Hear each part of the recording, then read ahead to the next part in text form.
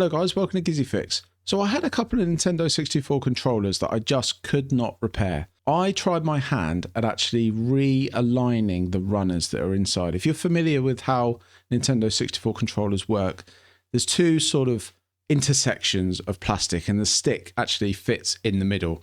Now as they change on the varying axis, basically it will just figure out where that stick's placing and that translates into the game. Now what happens on those two with the stick in the middle, they get ground down because you've got plastic on plastic over time. And if you've ever noticed you've used a Nintendo 64 controller for a while, you start to get that powder. Pretty much what that is the plastic's been ground down over time and it's actually starting to fray off. So that plastic, it is just a plastic dust. And you'll note the stick goes loose. That's because the gap has got bigger in between that cross section, so the stick's just freely available. And then the two runners don't know where that stick is as accurate. That's why the stick's rubbish. That's why you get your rear end handed to you by Oddjob on GoldenEye, because your stick's not good enough. It's not your fault, is it? So with that in mind, I heard a lot about the GameCube mod that you could do with Nintendo 64 sticks, and thusly it is just putting a GameCube stick into a Nintendo 64 controller. I'd heard a lot of rumours, not rumours, but what people had varying success with it. It's quite a cost-effective mod to do. It was actually a lot cheaper than just buying a normal Nintendo 64 replacement for an official controller. I've only tried one game because that's the only time that I really had to, but it is a 3D platformer that I tried. It's Banjo Kazooie. So let's have a look at what I thought when I tried it and also how easy it is to do as well. It's pretty easy. I mean, if I can do it, anyone can do it. But yeah, let's have a look. Right, and here we are, guys. So yeah, again, I'm keeping my voice quiet. It's got little one asleep next door. This is an easy mod. It's not even really a mod. You're just opening it up, take this one out, put this one in, job done. But I have heard that these do stick drift, apparently so, but we're going to also test them out on my RGB modded 64. You can see the video, how to do it, it's on the channel. Really happy with how that works. I'm on a bit of a roll today because I fixed my game gear as well. I'm only going to show one to keep the video as short as possible and just basically show you everything you need to know, just in case you wanted to see it. But yeah, without further ado, we'll get cracking. I don't know why I said it like that, cracking.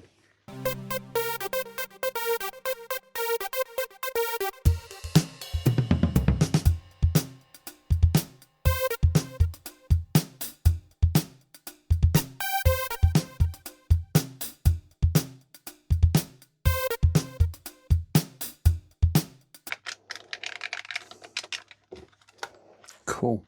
RGB modded Nintendo 64.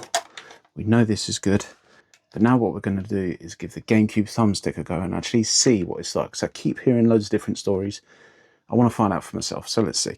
Pretty rough and ready, eh? Think your professional YouTubers weren't like this? Of course they don't. For me, what you see is what you get. No, let's go Banjo Kazooie, because I need a three-dimensional game to play, so I think that's going to be the best one. Rare.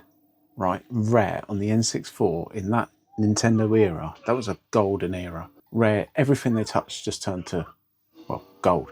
Can't even find a start button. God, it's a good start. Pun intended.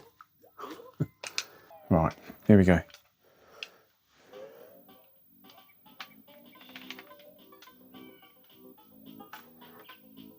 Works fine.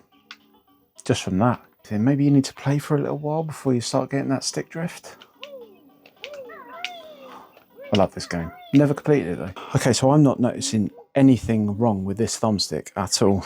It feels really nice. I'm using a pretty notable 3D game in Banjo Kazooie. Other than Super Mario 64, I think Banjo Kazooie is probably one of your go-to 3D games. Much more responsive than the standard stick. Like, I'm not gonna lie, I reckon I'd find this game a lot easier using this stick. Yeah, I'm not gonna lie, it feels much better. Okay, so I've only just played it for a little while. Maybe the stick drift takes a while to kick in over a period of time, isn't it? So I suppose this is just a 5-minute test, and there are probably people out there like, yeah, of course it works fine after a quick test. But I can only go on what I can see. And from what I can see, the stick feels really nice. I'm not gonna lie. This feels so much better than when I've played it before with the standard thumbstick. This feels so much better. Okay, I've seen enough. I've played enough. Okay, unless it happens for over a period of time, that I can't really comment on because I've only done it for about 5 minutes there, if that. But what I can comment on is the feel of the thumbstick, how responsive it is, how accurate it is, and it's just made Banjo Kazooie a lot easier. Take what you will from it, but for a 5-minute mod, not even that, to put a new thumbstick in These ain't even that expensive either. If you've got a knackered standard thumbstick in your N64 controller and you want one, try one of these. I'd give it a go. And then who knows, maybe someone would let us know actually what is the crack with these, you know, with the stick drift, because that's what I kept hearing. I thought I want to find out for myself. Sometimes that's the best way. That's pretty much it, guys. Nice short one today. Bit of a rough and ready video. Wherever you are, whatever you're doing, I hope you're doing well. And who knows, maybe I'll see you in the next video. Take care. I'm going to play some more Banjo Kazooie, I think. Oh, the claw swipe.